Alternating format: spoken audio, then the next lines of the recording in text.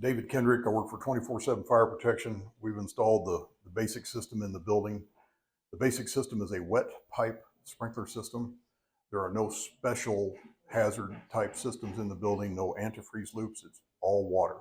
All the water is sourced from this single line through the series of 3 control valves. You can shut off any one of these 3 and it should shut off your water if you have a need. Main drain's located up above there. It rises up, crosses the electrical room, and goes outside the building and dumps on the exterior of the building. And so far, we've been able to handle a full flow of the main drain outside in the way that's graded out there. Service on this annually, the Kansas City, Missouri Water Department will require you to test these 2 devices. There's a small bypass backflow and the main backflow on this assembly. That's a report that's filed with the Kansas City, Missouri Water Department. You, being a healthcare facility, know more internally what type of inspections you will need to get your compliance with the state of Missouri JCAR and all that kind of stuff. I'm not going to lecture you on what you need to get done about that.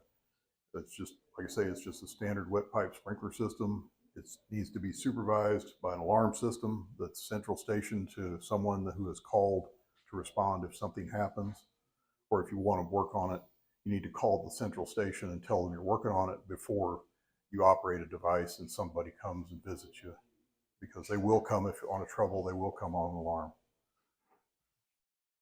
Other than that, it's a wet pipe sprinkler system. Unlike any other system you got in the building has to stay above freezing at all times, or you'll end up with frozen, broken pipes. First thing you do if you have an emergency, shut one of these 3 valves. Well, first thing if you have an emergency is determine why you have an emergency. If you have a fire, evacuate. If you have a broken pipe or an incident with a sprinkler head, you can shut one of these 3 valves or more if you feel more comfortable doing that.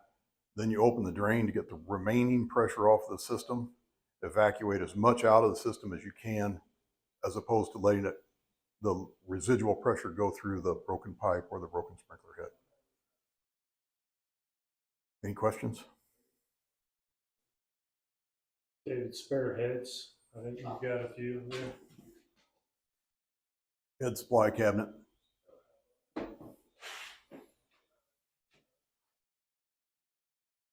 All right.